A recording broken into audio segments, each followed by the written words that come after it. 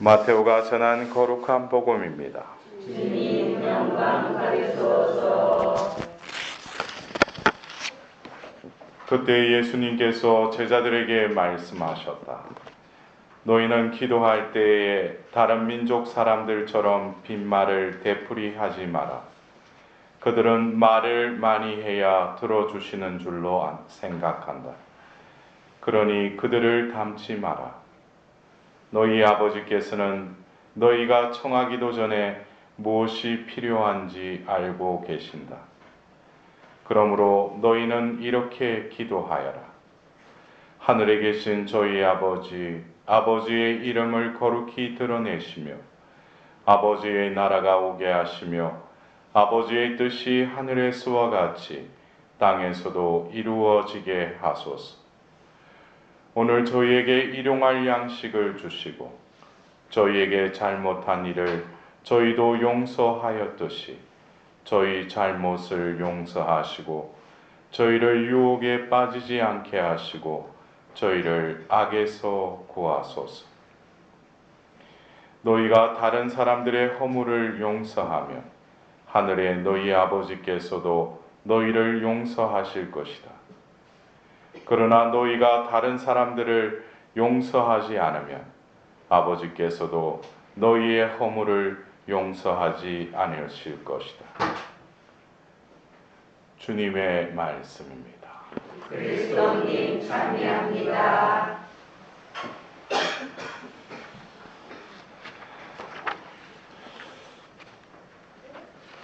이 교회에서 우리 자녀들에게 어쩌면 매일매일 일용할 양식을 주시듯이 이 말씀을 통해서 우리는 이 사순시기 동안 여러 가지 우리가 십자가의 길, 십자가에 대한 묵상 이런 것도 해야 되지만 교회에서 이 시기에 우리에게 들려주신 이 말씀을 우리는 어떻게 들어야 돼요. 들을 줄 알아야 돼요.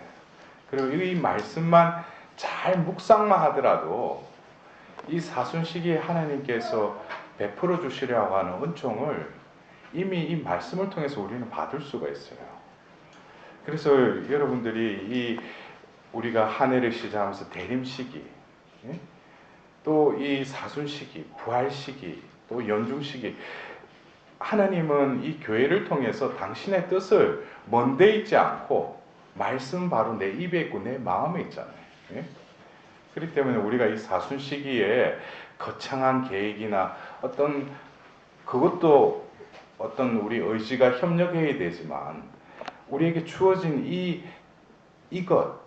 말씀, 이것을 우리가 잘 먹고 또 하나님께서는 그 영양분을 이 말씀을 통해서 우리에게 부어주십니다. 우리는 다시금 오늘 이 사순 1주간 하요일을 통해서 이사야서 55장 10절에서 11절의 말씀을 통해서 여러분들은 이 말씀을 들으면서 그 하나님의 의지가 조금 느껴지셔요? 예? 하나님께서는 반드시 꼭 하신다는 거예요. 뭘? 내 입에서 나가는 말도 나에게 헛되이 돌아오지 않고 반드시 내가 뜻하는 바를 이루며 내가 내린 사명을 완수하고야 만다 그랬어요. 반드시.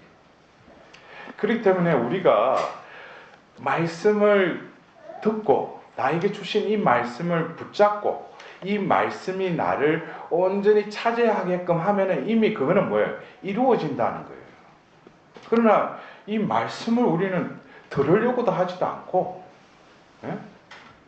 진정으로 이 말씀의 위력, 이 힘이 얼마나 강력한지 그것만이라도 우리가 제대로만 깨닫는다면은 이 사순시기에 하나님께서 진정으로 자비의 때요 구원의 날이라고 우리에게 당신의 의지를 드러내면서 이 죄의 수혜를 통해서 이 사순시기를 우리가 지내는 것이 아니라 하나님께서 마련해 주신 거예요. 중요한 것은 하나님이 이 시기를 주관해서 이끌어 가시지 내가 이 40일을 지내는 게 아니죠. 그러려면은 작년에 또 재작년에 나에게 주어진 이 사순 시기도 하나님은 이 사순 시기 동안 나에게 필요한 것, 각자에게 필요한 그것을 관계성 속에서 나에게 다가오시고 그거를 나에게 계속 끊임없이 대하시고 어떤 방법을 통해서 나를 변화시키려 하시는 거예요. 그래서 먼저 하나님이 선개입하시고 하나님이 움직이시는 그 움직임에 우리의 그 촉각을 세워야 돼요. 근데 사순식이다 그러면 사순식이다 그래 또 플랜을 짜요. 내 나름대로 뭐뭘 해야지. 하나님은 그게 아니고 내가 이미 너에게 필요한 것을 다 준비해 놨는데 내 식대로 하면 어떻게 되겠어요? 응?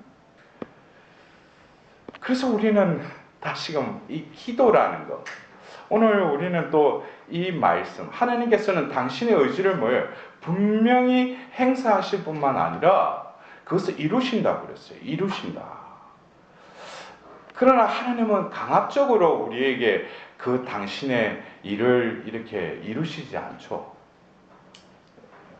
하나님은 자연스러운 방법을 통해서 그것을 순리적으로 당신의 뜻을 이루신다는 거예요. 그러면은 우리에게 주어진 이 우리의 생각, 우리의 마음, 우리의 의지, 이건 역시 뭡니까?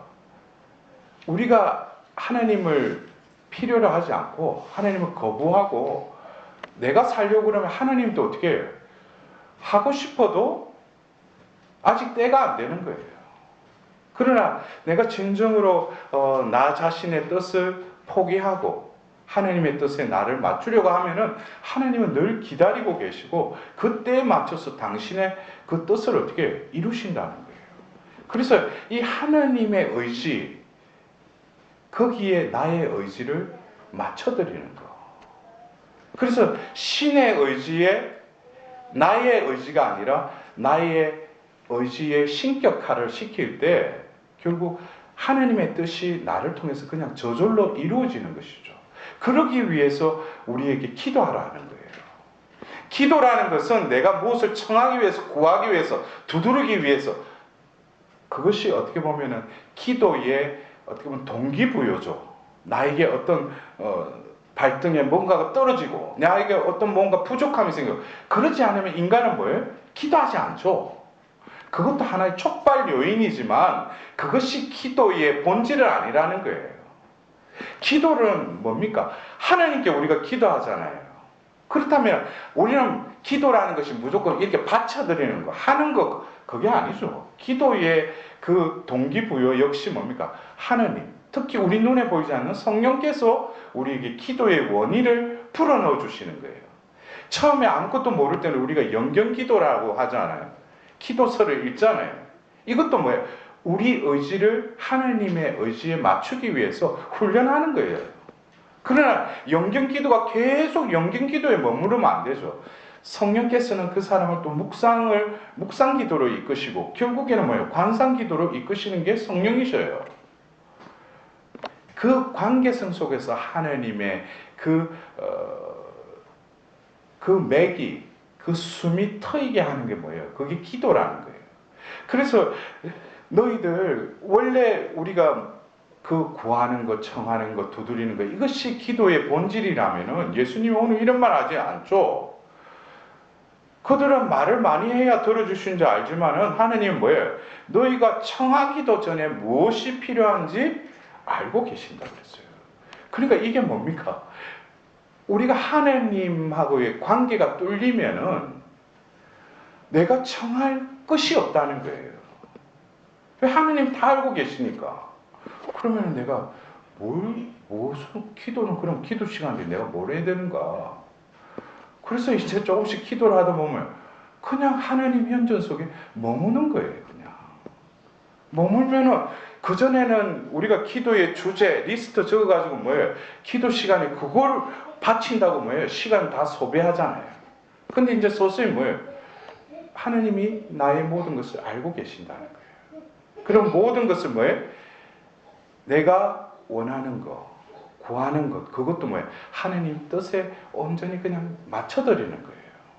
그리고 하나님 뜻 안에 나 자신을 봉헌해드리고 그냥 머무르는 거죠. 그리고 모든 것은 뭐예요? 신의 의지로 이 모든 상황을 당신의 뜻대로 이루시는 그것에 그냥 맡겨드리는 거예요. 그러면은 여러분들 그래요. 그러면 이거 기도한 게 아니지. 그래서 주님께서 주님의 기도라는 이 기도를 우리에게 가르쳐 주셨잖아요. 여러분들, 우리가 얼마나 이 주님의 기도를 많이 바쳤습니까? 근데 주님의 기도는 이 글자에만 머무르지 않고 2000년 전 예수님이 오신 주님의 기도는 결국 뭐예요? 주님의 삶이었다는 거예요. 기도는 삶이 되어야 돼요. 체화되어야 돼요. 하나님이 육신을 취하셔서 인간이 되셨듯이 결국 기도는 우리가 어떻게 돼? 신격화되는 거. 하나님을 닮기 위해서 우리는 이 기도를 할 수밖에 없는 거예요. 우리가 기도를 하지 않는다? 그러면 육적인 삶을 그냥 답습해서 살아가는 거예요. 그래서 기도는 떨어지지 않기 위한 어떤 위에서 줄을 내려놨다면 그 줄을 필사적으로 잡고 올라가려고 하는 그 몸부림이 없이는 기도는 그냥 주어진 시간에 그냥 기도 시간 해가지고 촛불 켜놓고 그냥 자기 망상에 빠져있고 자기 생각으로 그냥 뭐 돌다가 끝나는 거. 그 기도는 뭐예요? 아직 끈도 잡지도 않은 거예요. 그 끈을 붙잡았다면 어떻게든지 하나님이 올려주시는 그 끈을 잡고 있어야죠. 그러면 하나님이 다 하신다는 거예요. 그러면은 우리가 다시금 이 주님의 기도 제가 조금 전에 그랬죠. 주님의 기도는 주님의 삶이셨다. 그냥 입으로 바치는 기도가 아니라 뭐예요? 삶으로 체화됐을 뿐만 아니라 삶을 통해서 온전히 드러내신 것이 기도예요. 우리가 그리스도교에서 보통 이렇게 피정을 하든지 영신 수련을 할 때 보면 크게 세 가지 이렇게 어떤 이런 과정으로 사람 영혼을 이렇게 트레이닝 시켜요. 그것이 첫 번째 뭐예요? 정화의 단계예요. 정화의 시기라고 그러죠. 우리는 이 주님의 기도를 바치면서 다시금 이 정화의 기도를 바쳐야 돼요. 나의 뜻, 나의 추구. 이것이 다시금 주님의 기도를 통해서 뭐예요? 하나님께로 향해야 돼요. 내 중심적으로 나에게 향해 있던 이 영혼의 문을 어떻게 하나님께로 열어드리는 거예요. 이것이 바로 정화의 시기에 이 주님의 기도를 통해서 우리의 영혼을 어떻게 하나님께 다시금 들어 올리는 거예요. 더불어서 정화의 시기가 끝나면 조명의 시기로 들어가요. 이 조명의 시기는 다시금 그 빛이 비쳐서 내 어둠을 밝히듯이 이 주님의 기도를 통해서 뭐예요? 우리는 내 삶에서 모든 것을 관할하시고 섭리하시는 하나님의 움직임을 다시금 우리는 깨달아야 돼요. 결국 이 주님의 기도는 어디로까지 가야 돼요? 바로 일치로 나가야 돼요. 이 주님의 기도는 바로 무엇을 들어달라고, 무엇을 이루어달라는 기도보다는 하나님이 내 삶의 주인이시고 주님으로서 이 모든 것을 뭐예요? 이루어 가시는 분임을 우리는 깨닫게 되는 것이죠. 더불어서 오늘 예수님께서 기도의 본질에 대해서 말씀하시고 나서 뒤에 다시금 그 기도의 내용에 있어서 그 용서의 문제를 들면서 용서를 어떻게 하라는 거예요. 기도는 뭐예요? 삶으로 드러나야 돼요. 그냥 머릿속에서 마음에서 왔다 갔다 하는 것이 아니라 내 삶을 통해서 기도는 어떤 수액과 같이 기도의 그 탯줄을 통해서 내가 영양분을 받았다면 결국 기도가 이루어졌다라는 것은 그 전에 내가 청했던 게 응답받았다. 그게 기도가 이루어졌다라고 생각하는 것이 이제는 뭐가 되는 거예요? 내 삶을 통해서 그 기도가 이루어진 것이 밖에 있는 것이 아니라 나를 통해서 기도가 어떻게 돼요? 체화될 뿐만 아니라 기도가 나를 통해서 드러나는 거예요. 이것이 바로 그래서 우리가 기도에 그 여러 기도문이 있지만 이 주님의 기도, 이 주님의 기도는 완전한 기도라고 그러죠. 먼저 뭡니까? 왜 우리가 기도가 하느님과의 이 관계성 속에서 떠나지 못한다는 것이 예수님이 가르쳐주신 이 주님의 기도는 먼저 하늘에 계신 우리 아버지의 이름이 거룩히 빛나시며 아버지의 나라가 오시며 아버지의 뜻이 하늘에서와 같이 땅에서도 이루어지소 하고 내 것이 아니라 하느님께 온전히 나를 봉헌해드리고 온전히 의탁해드리는 기도예요. 이것이 바로 뭐예요? 기도를 통해서 하나님께서 반드시 내가 이루리라 라는 그 말씀을 하기 위해서는 먼저 우리는 뭐예요? 그 주님의 현존, 만물을 창조하시고 이 피조물을 관할하시고 어여삐 여기시고 오늘 또 이 기도를 할 수 있게끔 나에게 이 기회를 주신 하나님께 온전히 내 영혼을 들어 올리는 거예요. 우리는 기도하면 먼저 뭐예요? 내 리스트에 먼저 마음이 가요. 내가 이루고 싶은 거, 부족한 거. 그러니까 이게 뭐예요? 이 주님의 기도의 방향이 잘못된 거예요. 그래서 이 기도, 주님의 기도를 이루기 위해서 예수님께서는 주님의 기도는 삶이라고 그랬죠. 그러면 주님께서 이거를 삶으로 어떻게 이거를 완성하셨는가? 그래서 주님의 기도의 이 전반부의 이 내용을 이루기 위해서 이 전반부의 내용은 뭐예요? 인간과 하느님과의 그 원래의 관계를 회복시키기 위해서 하느님은 십자가의 수직적인 그 나무에 매달리신 거예요. 더불어서 후반부의 그 이웃 간의 그 관계에 있어서 이것을 회복시키기 위해서 예수님은 그 수평적인 나무에 또 매달리신 거예요. 그래서 그 십자가는 바로 주님의 기도의 뭐예요? 결정판이라는 거예요. 바로 수직과 종행으로 이루어진 그 십자나무에 예수님이 매달리시고 죽으신 것은 바로 인간과 하나님과의 관계를 다시금 회복시키시고 그리고 이웃과 이웃 간의 관계를 어떻게 회복시키기 위해서 십자나무, 바로 그 흉털에 매달리셨다는 거예요. 우리는 바로 그 십자가를 바라보면서 그 십자가를 묵상하면서 예수님이 왜 우리에게 이 주님의 기도를 가르쳐 주셨는가? 결국 하나님의 관계가 뚫리면은 이웃 간의 지금 관계도 뭐예요? 그냥 흘러가는 거예요. 하나님과의 사랑이 나에게 머무른다면 이웃 사랑은 뭐예요?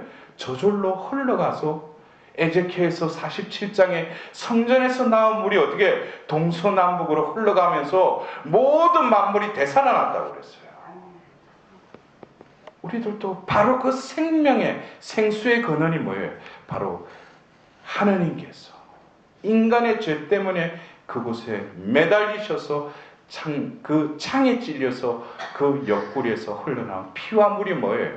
바로 이 인류의 죄를 모두 사하시는 거죠. 어떻게 보면은 에제키엘서 그 47장의 그 성전에서 흘러나온 물처럼 살아있는 성전으로서 예수님의 그 옆구리에서 물과 피가 흘러서 뭐예요? 온 인류를 다시 회복시키시는 이 신비가 바로 십자가에서 이루어지는 거예요. 우리는 다시금 우리의 기도를 이 사순 시기에 다시금 재정비해야 돼요. 어떤 때 조금 오해하시는 분들이 있어요. 제가 그래요. 어떤 때는 양으로 성부하지 마라. 근데 한편으로 보면 양으로 성부해야 돼요. 왜? 기도는 하면 할수록 배우니까. 그러나 양으로만으로 성부하지는 마셔요. 양을 통해서 이제 뭐예요? 그 양이 질로 바뀌게 돼요. 그리고 어떤 내가 하는 기도를 했다 안 했다 이것이 아니라 우리가 성가 중에도 복음 성가 중에 내가 숨 쉴 때마다 뭐예요? 숨을 쉴 때마다 주님을 느낀다 그러잖아요. 이것이 바로 뭐예요?